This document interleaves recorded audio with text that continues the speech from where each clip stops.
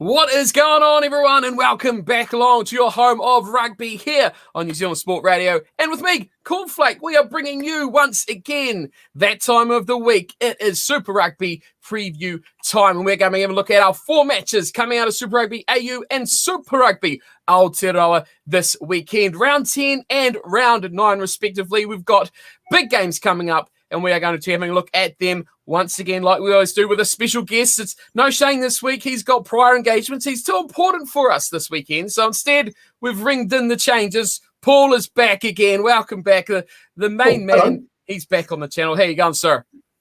Back on the channel. I'm on the channel every day. back on the preview. Back on my channel. This goes on my channel too. So you're back on my channel. Welcome back. It's been a long time. Thank you so much. Couple of weeks. The green grass of home, eh? Lovely. The backdrop. You see things improve here on the preview show. We've got nice backdrops. We've got support to the Highlanders. Everything's good and well in the world. But yes, 4 games this week, Paul. We start things off with, of course, Friday nights, just over a day away. The Chiefs and the Hurricanes do battle in our weekend opener. Then we have the Force and the Reds, and then a double header almost from Australia before we go back to this side of the ditch. The Waratahs and the Rebels do battle on Saturday evening, and then on Sunday, the worst day for me to watch rugby is the Crusaders and the Blues. So let's get straight into the action. Why not? We've got a lot to look at. So here we go. Game number 1, Chiefs versus the Hurricanes. Now, tell me what, Paul. I mean, let's unearth this massive change of New Zealand rugby landscape. What happened to the Chiefs? Just don't mind the Hurricanes at the moment. Where have this Chiefs team come from? They have just, they are the best team in the competition right now in Super Rugby Aotearoa. Wow, the best team in the competition? Whoa. I guess, look, yeah. Behind the Highlanders. I'm always behind the Highlanders. Look, it's a lot of talk during the off-season was about culture, right? And basically that whilst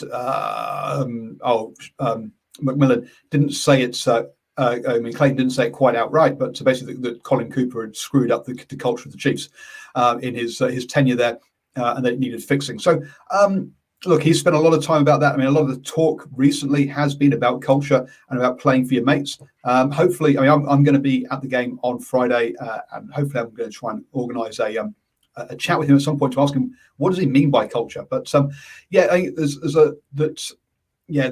hasn't been that togetherness of the team about playing for each other and going that extra yard, with that extra 1%, or those the half percenters and all that kind of stuff. I think that's been what the difference has been. Actually, is also Dave McKenzie. Look, back in form. Brad Webber in the post press conference, the last one said the last game said, look, he's been so Dave McKenzie had been injured. Serious injury, off for a year. Look, it takes a year to get back to your best, and so hence he thought that we all had too much expectations of him last year, and that now he's got confidence back in his body and he's playing well. So you had a Dave McKenzie that's playing well, and a team that all actually want to give that extra 1% for their brothers, you end up actually winning some games, surprisingly. Yeah, that's what it's all about, isn't it? Getting that W at the end of the day. But just to show off that Chiefs team, we always talk about the key areas. I mean, you've got a good 9, you've got a good 15. They kind of have skipped out the fact of needing a really, really good number 10, haven't they? And they're kind of playing around the fact of McKenzie covers so much of that team with his adaptability in that side. I think they don't have a world-class guy that they rely on. And I mean, even, this week, we'll get to the team in a second, but Bryn Gatlin coming in there, that number 10 jumper, not a world beater, solid enough player, but you'll find a lot of that play will revolve around those 2 guys you mentioned. That you can't emphasize that enough, and Weber and McKenzie. Yeah, absolutely. Look, you don't need to, not everybody in the back line has to be world beaters and something special, right? You need a couple of guys who just do the basics well and let the other guys play around them. Now, Trask is a bit more flashy than Gatland, to be honest. Look, they've got decent guys. I mean, it's not like we've been talking about like down in the Hurricanes where fly half. What's one of those things? Do we really need one? Do we need a guy at 10? I'm not sure. Let's just put a tackler in there because hey, it's not really necessary, is it, to have a real player there? Look, they've got guys who are proper 10s available that you can play around. Sure, they're not the most experienced. They're not All Blacks, but they're decent 10s who know the way around the pitch. And that's what's key. Let's have a look at those two sides for the teams, the Chiefs and the Hurricanes for the home team. And that's going to be key as well, playing in front of that crowd that they will have there for the home fans. Aiden Ross starts the number 1 jumper. Samasoni Takiaho, who is getting huge raps this season. Boy, he is getting some massive props to his name. He partners alongside Angus Tarval to complete that front row. Probably it's an area the Chiefs have really struggled with. They've got 2 gems and young gems in Tupuvai and Natoa Akoi in that second row. Mitch Brown, Lachlan Boshier, and Peter Gusto Akula comes in to that back row, the big number 8. So they will add a lot more power to that team. Into that back line, Brad Webber, we've talked about. Bryn Gatlin will partner in those halves. Alex Nankivore, 12. Anton Brown, sensational season from him this year as well. Where's 13? Atini Nalai Saturo, the left wing. Jonah Lowe. Not Rowe, he's not in a boat. He's on the right, and Mackenzie, of course, the man we've talked about at fullback. Up against them, and deserve a little bit of mention as well, these Hurricanes, and how this game's going to go is going to be dependent on these guys with work to do. Xavier Numia starts in the number 1 with Dame Coles wearing the captain's armband this week for the Canes. Tyrell Lomax will be alongside him in 3. James Blackwell and Scott Scrafton. Such a contrast in those 2 second rows, isn't there, between the up-and-coming exciting and the 2 journeymen in Blackwell and Scrafton for the Hurricanes. Prince Ed Karifi and Flanders round out their pack. Luke Campbell and Ruben Love. There's some youthful names there at 9 and 10. We talked about it before already, haven't we, Paul?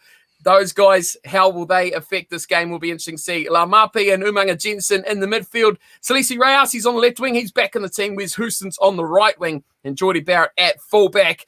I mean, you look at that and it doesn't fill you with much confidence, does it, at those 9 and 10s there. But I mean, much like the Chiefs, Geordie Barrett, with a 15, he controls the side so much from the back. And it's coming a common trend now. I think those guys are starting to learn, the guys like Barrett and McKenzie's, how to play that role of a team playmaker and controller and a conductor, I guess they call it as well, from that number 15 jumper position, rather than having to be up there always in that back line at that first receiver every single time. They've adapted and moving with the game, aren't they? Those 2 guys especially, I think. Absolutely. Look, this is something that the All Blacks have been criticised for, is that second playmaker. And here you've got 2 guys who have been basically being taught that for the past 3, maybe 4 years now, as part of the All Blacks setup. Basically since the last Lions tour. And we're seeing the fruit of it now, where they're actually managing, as you say, they can control the game from 15. You don't need a Richie Mwang or a Bowden Barrett in that 10 jersey. You can do it by at the back there. And look, I mean, starting on that Hurricanes team, I think the way that they looked after Ruben Love last weekend against the Crusaders was very good. Early in the game, Geordie Barrett took ownership of that first receiver role and gave Ruben Love time to settle into the game.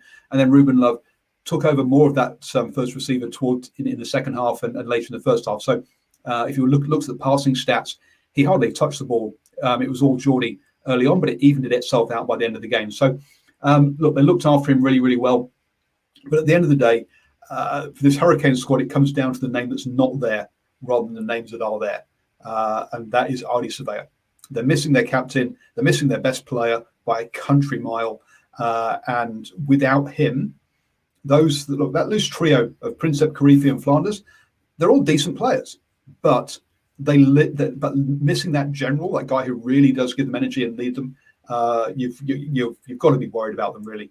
And then again, you look at their bench as well. And look, the front row replacement's decent, okay for the forwards. Then you look at the backs and go, who? And Billy Proctor, I'm looking at those guys and going, who are they? I've got a clue. And I watch a lot of rugby.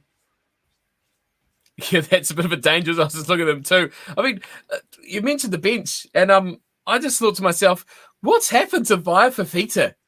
Remember him a few years ago, and he's there in 20, but you would say, I don't know how many years ago it would be now, 3-4 years ago, he was a guy who you could say would be up there with the sort of power and presence he brings to a team that could bring something similar, not to the level of an Artie Savia right now, but the way he can play the game and carry the ball.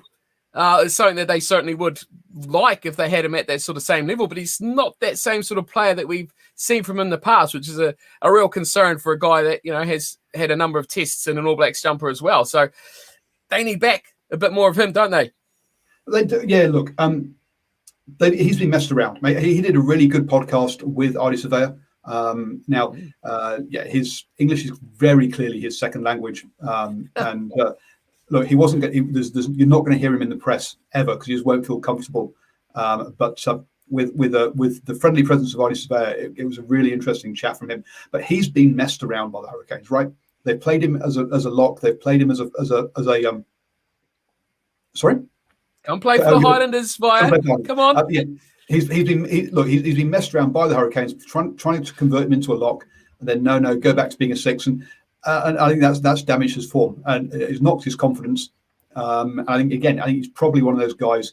He's probably a confidence player rather than a player that does well being told you're useless, prove me wrong. I think he's a guy you put your arm around and say, look, you're wonderful, we really love how you play, go out and do this kind of person. And I don't think I think they've probably mismanaged him and confused him too much by trying to get him to play roles that just he isn't suited for, unfortunately. Yeah. The lock situation, yeah, you said that was a shocker. He was never the same sort of player after that sort of jimmy moving around they did for them. So Chiefs at home, Hurricanes on the road. Where's your money going on this one? The mighty $3, Paul. Where's the mighty $3 going? There's a bunch of stuff you've missed out on for the Chiefs. So I mean, okay, we'll go back to your Chiefs then. Let's say your team. Big loss there for my team. Big loss there for with Aotearoa for the Hurricanes, but then for the Chiefs, no Luke Jacobson. Massive loss for them. He's been great at 8 for them. Concussion issues at the weekend. Hopefully he'll be all right coming out. But I think Soakula can do a job. But I think you're missing Sam Cane and Luke Jacobson now. Your two captains again. So again, that Mitch Brown, Boshier, Soakula, a decent one. But again, both sides missing the heartbeat of their team, of their Lucies, of the breakdown battle there, which is going to be big. Clearly. Last weekend, they went for Damien McKenzie at 10 with Bryn Gatland coming off the bench to sort of see things home. This weekend, it's Bryn Gatland, a steady start, and then we're going to go helter-skelter at the end by putting Damien McKenzie into the 10 slot. It's an interesting tactical switch as to how do you want to close out the game. I think is to me, that's really interesting. Oh dear, another name I've got no idea how to say, to be honest with you, but Ramika Poihipi. Apparently from down in Christchurch, is a Canterbury player. So it's going to be interesting to see how he plays on debut in the centres there, because again, coming off the bench for the centres anyway. Because again, look, with Quintapaya out for basically the rest of the season, or the Super Rugby season anyway. We've got some rookies or some very low captain players. I mean, you look at that bench. Okay, the front row of Harris, Norris, Maffiello, fine, but then Finau with 4 caps, Kalen Bashir with 3 caps, Chase Tier for Oxford Hurricanes. But yeah, and then Poya Hippie, the rookie there on debut.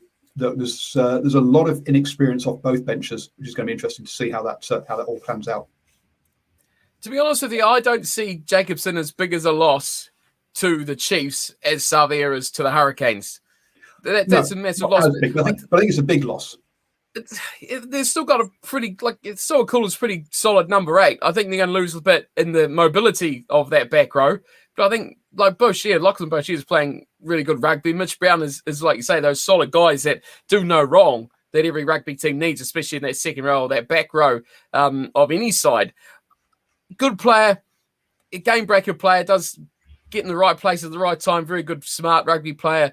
But I just think this Hurricanes team seems a bit soulless without a player like Savia to put the heartbeat around that field. And it puts a lot of pressure, I think, on Dane Coles, who's going to be leading the team, that number 2 jumper, because a lot of people look to him and how much, the problem I see with Dane Coles, especially in a responsibility role with the team, is his mental state.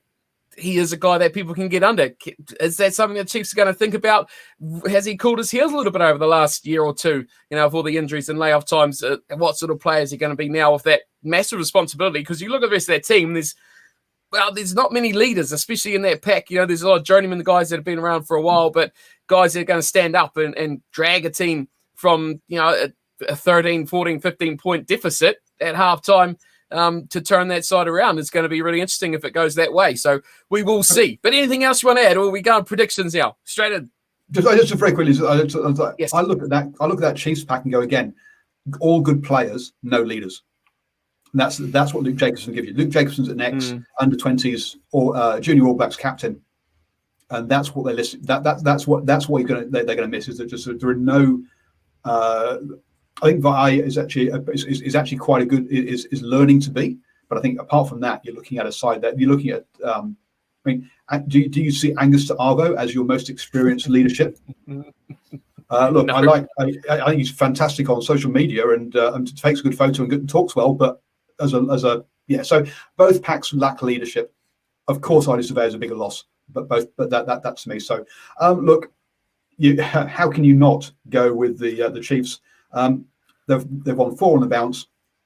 I'm going by 3 because I just think every single game has the largest winning margin over the past 2 weeks has been 3 points. So that's a big win in today's terms. Jeez, you put me on the spot here. I was going to go a bit larger than that, but I think I'll still stick with it.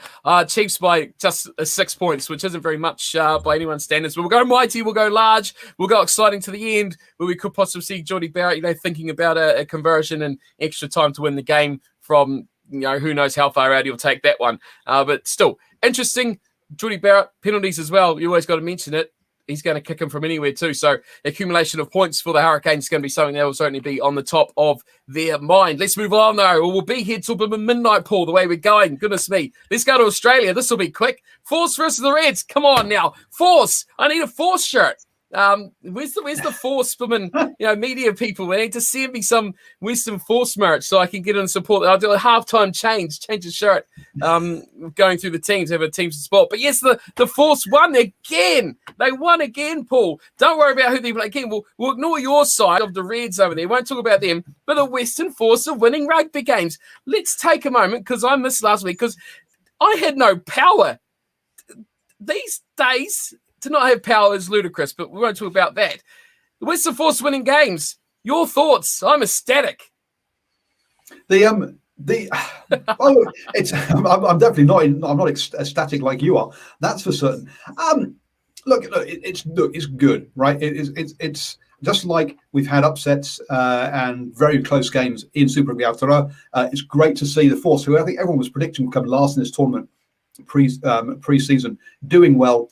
Upsetting some teams and look in with a shout of making the finals, which is fantastic. So I think they've got a great shout of making the finals personally. Now, are they going to get there under their own steam? Now, I think they might need some help. But it's great to see them mixing it up. Sure, you've got basically the Reds and the Brumbies at the top, and everyone else is pretty much struggling. But look, it's when they get the players like Rob Kearney, who's come back. To give them a bit of leadership in that back line. Now they've got their Argentinians playing and starting in Cabelli and Miotti. Look, they're starting to actually have some combinations, have some quality players on there, look, they can they can play some decent rugby. But world beaters or painting the town red, no. Or paint the town blue. Come on, paint the town blue, sky blue. That's the sea of blue. That's what it is. Get them behind them. Come on. A Force jersey would be great. Add it to the collection of jerseys over there, and they can all be nicely on show. Maybe one day, like Paul. Yeah, exactly. Hangers. Right. The teams, because there's interesting selections in here. Some players to talk about for the Force. Tom Robinson, Filiti Kaitu'u, always struggle with that one. Greg Holmes, Jeremy Thrush, Siliki Tamani in the middle of the pack. Tamansi, fantastic player. Kane Koteka at 7, and Bernard Stander is back at number 8 for the Force. Their backline, like Paul's mentioned, Tomas Kubeli, Domingo Miotti at 9 and 10. Kyle Godwin, captains from inside centre with Tavita Kurandrani at 13. Jordan Olawafella, someone I would like to mention about how fantastic of an impact he had in the last match.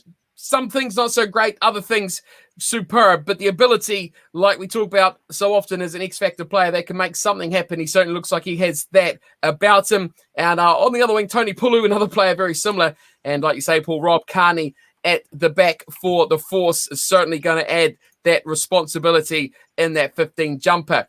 Sorry, just before you go on to the Reds, I've just pronunciation thing for you. It's not Timani, it's Timani. That's how you got to go. No. It's a good thing that the Brumbies aren't playing. Oh, because I'm not going to get that into it. Oh, geez, that was shocking. Australian accents should never be done on this channel ever again. Your pronunciations are normally, okay, but geez, okay. Let's move on to the Reds. Oh, goodness gracious me. Starting for the Reds, up against the Force. We've got Fatuakai. Get it right. You've thrown me completely off now. Brendan Paenga-Mosa, he's a hooker. Taliana Tupou at tight head. Angus Scott Young and Lukan Salakai-Loto in the second row. Liam Wright is back. He's starting at 6. Fraser McWright at 7. And Harry Wilson completes the pack. Tate McDermott, James O'Connor. He's been in the media a lot, hasn't he, James O'Connor? He is the superstar of Australian rugby at the moment. Hamish Stewart, Hunter Paisami in midfield. Filipo Dalgunu on the left wing. Jordan Patai, the right. Bryce Hegarty at fullback. Dissect that. Force, a minimal chance here, but this Reds team, they look fantastic, don't they? The team consistent. I think what I've found with this Red side, not too many changes, no wholesale changes where they're completely mixing things up, and they're keeping things fairly consistent, which is nice to see. And Liam Wright's back, which is great to see that man back in the side. Yes, I like it. Look, it is good. I think the big thing here for the Reds is, look, they've already booked the final, right? So I think a lot of people would be thinking, look, last round of the tournament, they've already booked themselves a home final. Will they actually be? Will they actually be select a full team? Will they actually be going for it? And I think because there's that preliminary final, that week off in between the end of the season and the actual final, that they have done. They've gone full guns blazing. They're taken a first choice team, and I don't think they're going to. And they're looking to have that the perfect season by winning all their games. So, look, they could have been some early money on the Force early week, thinking that perhaps the Reds would leave some players out, but they haven't done. And it doesn't surprise me, to be honest, because that week off. And look, the steamroller is going to. Well, it's actually no, they're not. No, the Brumbies are the steamroller. No. It's just these guys are more the Rapier or the two-seater sports car, aren't they? Really, the nimble, exciting play that we're going to get from this Reds team. So look, it's whilst I'd rather see Paisami Pattaya as 12-13. Look, it's been working this way round with that basically 3 playmakers in James O'Connor, Hamish Stewart, and Bryce Hegarty. They got lots of options to kick. But also outside those 3, I mean, that's with your Dongunus, your Patayas, Pasamis, you've got some real pace and elusive talent. So so I'm excited to see. I'm always excited to watch the Reds, and you've got to say the Force have to try and be better than do a better version of the Rebels than the Rebels can do, because they're going to need. Look, they just need to shut them down defensively and take every single point on offer for the Force. That's for my mind. Have a hope. We quite often talk with Shane about this Reds team, about with their playmaking option and the Paisami Pattaya sort of situation. I like this with Hamish Stewart, because it adds so much difference to the team, and in the way that they play. I find with the Paisami and Pattaya combination, they become a little bit too much predictable as what they're going to do. Although Pattaya is a better player in that midfield, with those options of players moving around and keeping things fresh and different, it gives them a bit more of an attacking threat when they can find a player like James O'Connor on the outside channels with the outside backs. Gives them a little bit more freedom to play that open game that he does actually like to play, which makes the team, I think, a bit more less predictable, a bit more exciting, and a bit more open to that roaming style that a player like O'Connor does actually like to play. So I'm a fan of it, but yeah, Pattaya and many other teams would be much better in that midfield. And of course, Paisami's just coming back for that little injury as well. So it's good to see him straight back into that team. But the Force, though, we've got to mention a little bit more about the Force. You spoke about those Argentinians. How fantastic are those? I'd have to put on the Jaguares shirt now if we keep going on like this. But Thomas Cabelli, the hero of Perth, after what he did last weekend, winning that game right at the death. Like we spoke, Oliver Fellow I spoke about before, really good, exciting little player. I think it's going to benefit them very, very much. But those two guys at 9 and 10, massive. And then what they can bring off the bench, Santiago Medrano is a man certainly up there with some of the best in that front row. And the impact of like a Fergus Lee Warner as well can certainly lift the team nicely up as well. So that's me for the Western Force. I like what I see from this team, but personally, it's going to take tough result for them to actually come away with a win, to actually push through and overturn the Reds would probably be one of the biggest upsets of this competition, I think, so far. But yeah, defensively, that's where they've got to be massive on this one. Yeah, and you got to like the balance of this Force side now, more so than previously when you had Richard Kahui on the wing. Has been a wonderful player, but look, he hasn't got the pace anymore. Impulu and Oliveira, they've got two players there who, as you say, have got pace and trickery. And yeah, I do prefer that sort of balance that they've got there. And that Cabelli Miotti combo is good. So look, yeah, I think the Force have definitely grown and improved over the 10 weeks, and that's great. And that's all you can really ask for, to be honest. It's funny, isn't it? Because we talked about at the start of the season about how the Force were the team that brought in all these cool players, but they didn't gel or they haven't had time to gel. But now with Miotti and Kubeli, they're bringing in guys that actually have that combination established. They know how each other are playing, so it actually adds without adding, if that makes sense, so without requiring the time to boost them together. So that is going to be, well, it already has been key for them, but it should really see them well in that 9 and 10. So we go up for an upset, Paul. You're bringing on the Sea of Blue to come home with the W this weekend. Confidence? Not hope. No, Reds by 7. Yeah, Reds will pick up the win. 7 points, I think we'll go by 11. Personally, myself, big win for the Reds. Too good. Second half, they will clean up. But I do agree with that comment in there saying about the Reds, the big threat in the Trans-Tasman competition, which I hope does go into, actually does happen, barring anything bad happen, because the Highlanders are at home against the Reds, and I'm waiting to make sure things go nicely because I will be at that game. I cannot wait. Hopefully, things go well. I can't wait to see the Reds. But let's move on.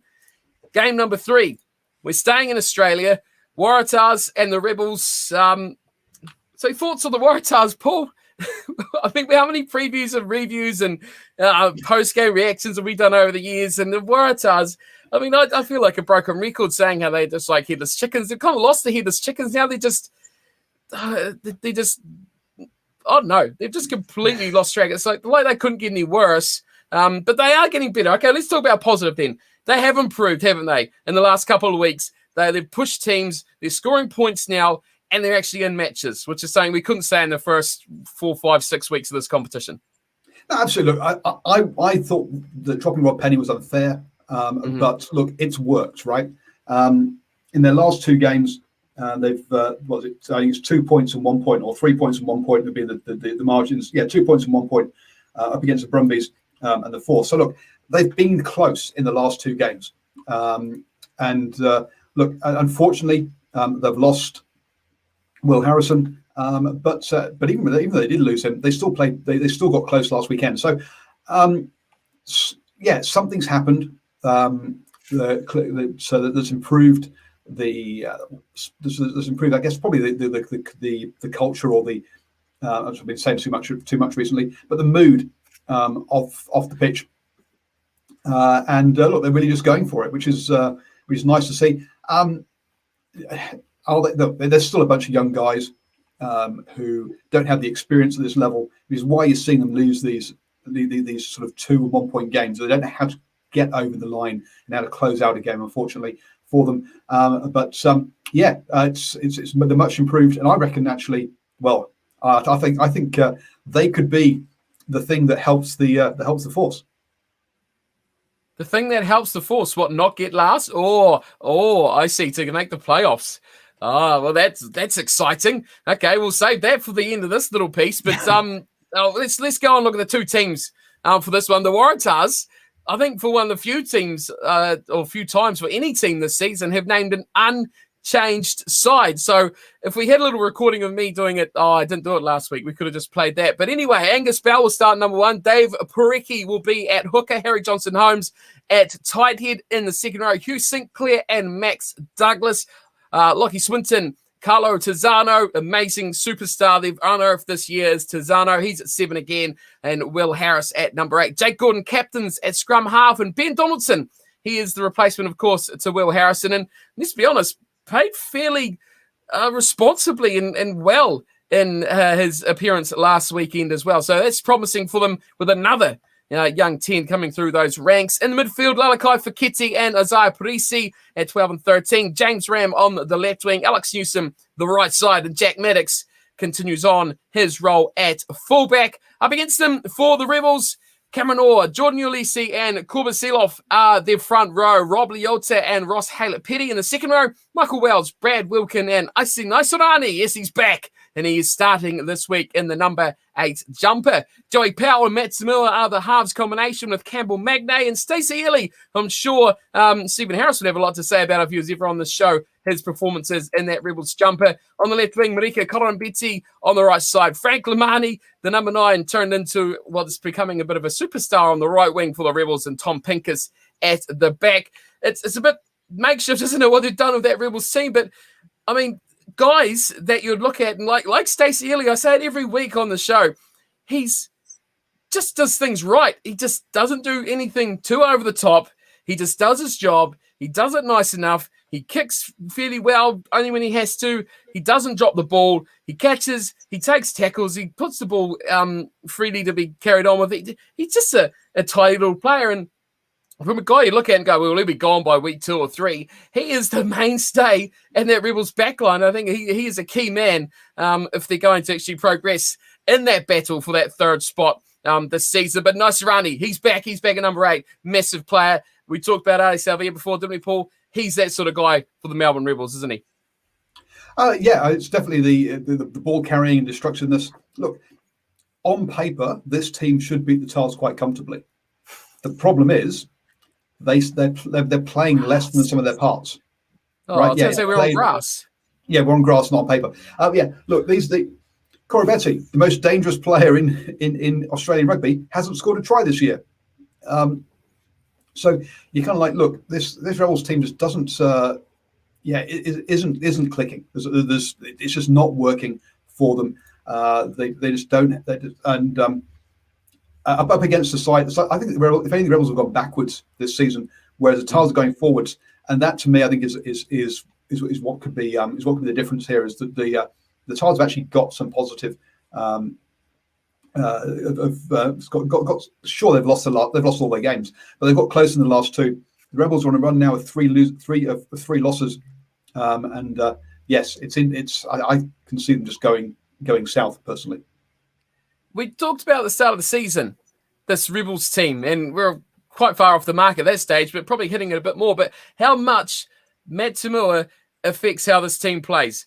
A guy that has got to be an ever-present person has not been very ever-present so much for the Rebels team as when they are being successful and winning and doing everything perfectly and getting the results they want. But I think the biggest change this team has had from those first couple of weeks where, well, they bide round 1, where they actually pushed the teams like the Reds and the Brumbies, and we were like, whoa, this team's not supposed to be playing this well. Defense, and they didn't score a try for about 3 weeks, if I'm not mistaken. They just got all their points by kicks. They get that scoreboard pressure, and they were up there, but they relied on that defense. That concentration and determination and focus on that defense seems to have gone by the wayward now of the pressure of scoring points with the team through the 5-pointers and the 7s. That's changed how the team's played, and I agree. As a result, they've slipped off. They've kind of gone backwards, and it's an opportunity for this Waratahs side to actually turn things around and pick up the W, but I can't see myself putting anything on this Waratahs team to pick up any sort of result. But yeah, it's really changed. The whole style of this team has changed massively, and they're just not playing that same sort of game-winning rugby that we saw them at the first few weeks. So that is, I think, the biggest interesting thing about this Rebels side going into this next round. Probably because they say game-winning rugby, but they weren't getting the wins. That was the problem, wasn't it? And sides now know, as long as we don't give up penalties, in our own half, we're going to win this game because they're not scoring tries, right? All they're doing is just defend. They will give us the ball at some point. Just don't give up a penalty, guys. Stay on side. Don't get off your feet at the breakdown, and we'll win this game because they can't score. They can't get the ball to anyone dangerous. Just fan out, and eventually they'll drop the ball, and we'll get it. Thank you. And that's the problem. They were too one-dimensional early on. People have figured that out, and they've got nothing else. Essentially, they should do though. But the problem is Matt isn't a fly half. He's a 12. Yeah, we're starting that conversation again, aren't we? Going into that one. Yeah, we'll avoid that, or else we'll be here for another 3 hours. But yeah, you're not wrong. But when he's on, he's on, and when he is on, he's good. He can control a game, but he's a guy that takes on the field too. He takes on defensive lines, and I think he's a bit like Dan Carter was a bit like that too. When he was running at the line and creating space, he was more of a player than he was when he was just shoveling on. We're going back to the early days, or the earlier days of New Zealand rugby here, Paul. Bringing a real legend into the game. But yeah, when you knew Dan Carter was playing at the peak of his powers, he was at the line and he was causing defenders to watch him rather than watch where he's passing. Matt Tamil was a similar sort of player, nowhere near the caliber, let's be honest. But the same sort of guy. When you know he's going at the line, when you know he's taking on defenders, that's when you know he's playing well. And I think that's what the Rebels really been missing from him. Probably since those first few rounds of the competition. But where we're going, I sense you're going to go for a Waratahs upset. So let's go. Bring on the force. Waratahs by 1 for me. Oh, I'm going opposite. I was thinking about it. I was like, no, I can't do it. I've got to go Rebels by 1. Rebels to bring it home. They're going to score some tries. Coravitti's going to actually play some good rugby and score some tries this weekend. And they're going to completely turn the game around. Okay. I've got the Tars at over $3 at the TAB. Wow. So there we go. Well, what you need to do is wait till the Rebels are leading about 10-0, and it'll be about $8 for a Waratahs win. That's when you jump on it. But yeah, this could go either way. It's a head and heart one, I think, personally. I think the Waratahs, like you say, they're on the up where the Rebels are on the down. So where she falls, we'll see on Saturday evening. Make sure you watch. I've got the Tars at $3.15. So, yep. He's going to return a mighty $9. $9.45. That's right. Every cent matters. Right. Here we go. This is what I really wanted to talk to you about. Oh, the Crusaders and the Blues. I mean, these are the glory boys. What, 4 or 5 weeks ago? It was all about, who was going to win the final between the Crusaders and the Blues. Now, the Crusaders have lost to everyone except for the Blues in the last year. Whereas the Blues seem to be falling down a slippery slope themselves, losing to the might of the Highlanders under the massive roof in Dunedin. So it was all a great week last weekend.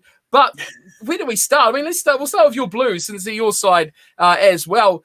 Probably not falling down the massive calamity that the Crusaders seem to be, but a bit of disharmony, a bit of a question seems to be going around this Blue side. I know in the chat we have during the week about the rugby over the weekend, you guys, your Blue supporters, yourself, Ashwin and Stephen, that a lot of talk about things and problems going on with this Blues team. Oh, look, it's more them than me, but just the yes. to be fair, but look, it's just the lack of rugby intelligence from this team is what really upsets a lot of Blues fans. Look, and the imbalance of that back row. They got when you play Aotearoa, and I've gone absolutely blank as the number 8. Tutu. Thank you. Then you've got players who, great carriers, but then you put in an awful lot of work on Dalton Papulehi at the breakdown, whilst Aotearoa's work rate has improved, he still has a bit more to go, I think. Really, that's not his key strength, and they sort of lack that work rate, and then they become very one-dimensional, trying to bash it through. And if you stand up to the Blues, then you've got a good chance. Now, the Blues against the Highlanders, look, they weren't playing particularly well, but they were still in the game towards the end because they do hurt you. They are big ball carriers. They're going to stay in a game. The problem with it is it's that they don't have the nous to actually win the game at the moment, and that's what they're really lacking, I feel. It's interesting, this match. we probably talked about it a few weeks ago. It would be cut and dry. Well, I would anyway, saying the Crusaders are just going to steamroll this one just like they always do, especially the fact that it's at home. I think the Blues' biggest chance over the last couple of years is the fact that if they play at Eden Park, yeah, they've got their home crowd support. There's a massive possibility they can pull this one off. But the Crusaders, well, what's happened there? I mean, they've lost to the Highlanders. They've lost to the Chiefs. They almost lost to the Hurricanes. Could things get worse? And the boys from up in the big smoke come to their house and complete four sides, toppling them in one season. It's almost unthinkable at the start of the year we'll be saying this, but we're almost at the point, aren't we? Yeah, absolutely. I mean, look, the Crusaders are on a 13-game winning streak over the Blues at the moment. So look, it's the closest has been a 2-point margin back in 2019 when it was 22-24. But weren't they on the 13-game winning streak against every New Zealand Super Rugby team? Let's be honest, apart from the Hurricanes last season, they've beaten everyone for quite a number of time. Yeah. So look, the problem for the Crusaders is injuries, right? They've just lost so many players.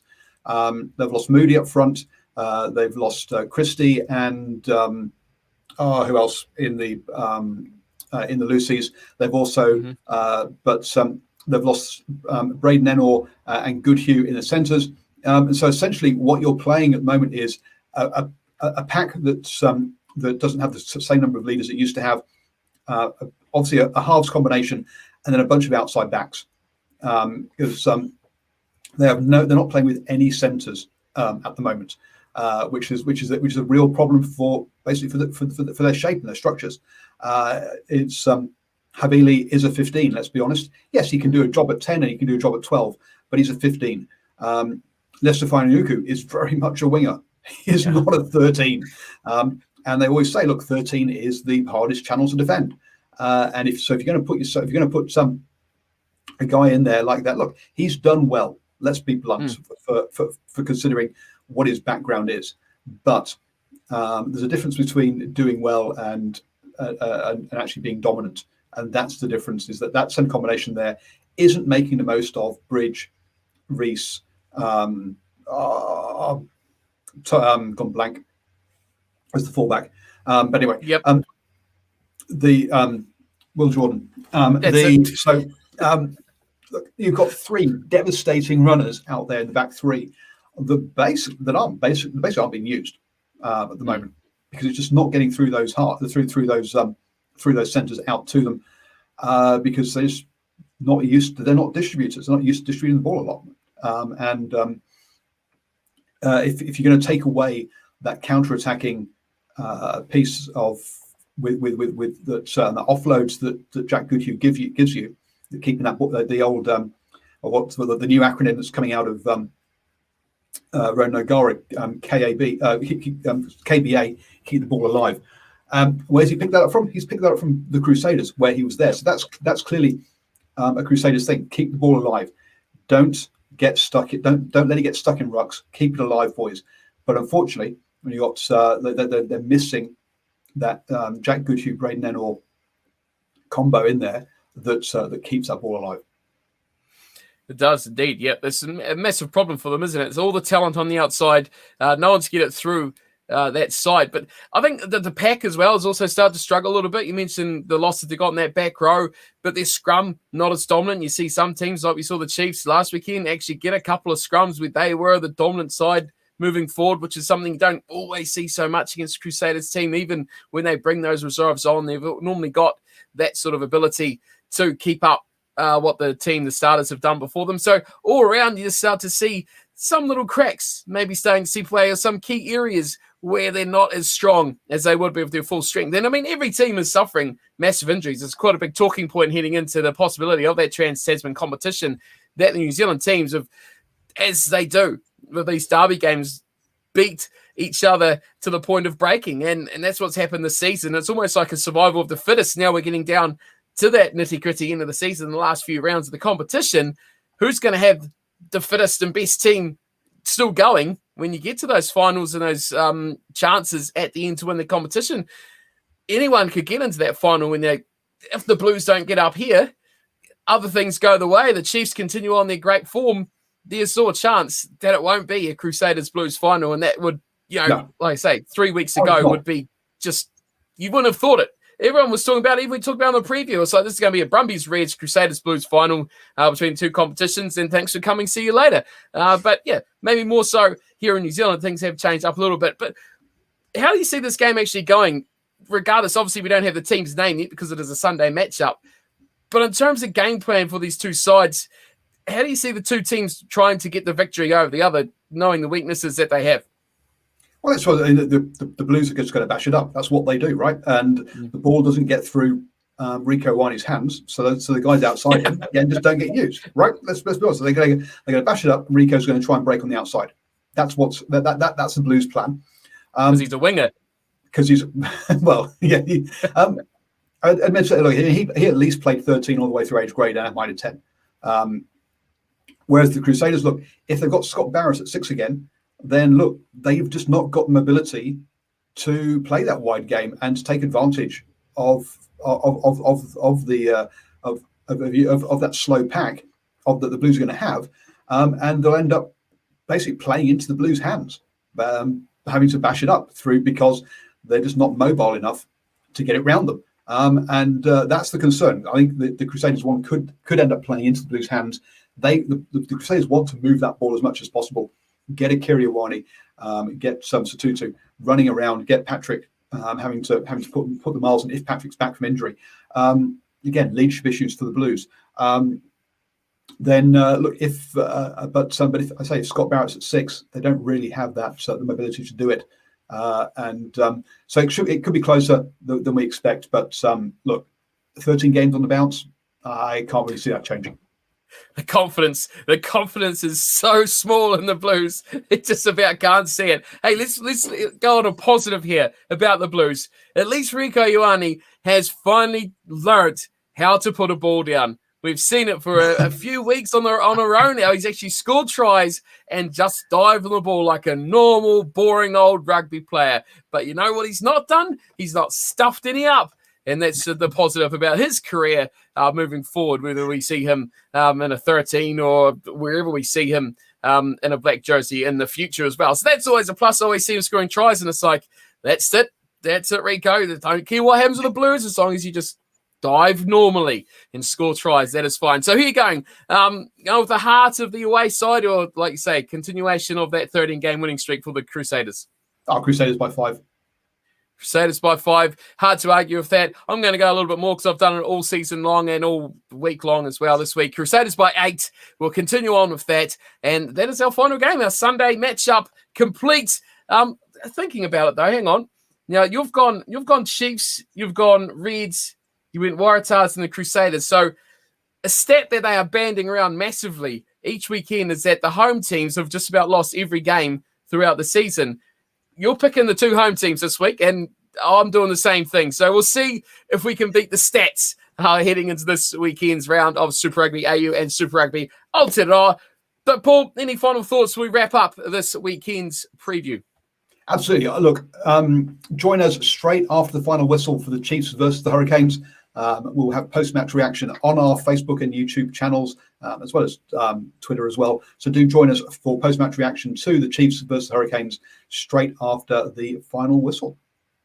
There we go. Make sure you're there. And if I'm all action and ready, I might even join in if I watch the full game this weekend and not later on. That is it from us today. Thank you everyone for tuning and watching. Thanks for all the comments coming through as well. I hope you enjoyed the show, and we'll see you next week. Same time, same place. Make sure you're there. But until then, thanks for watching.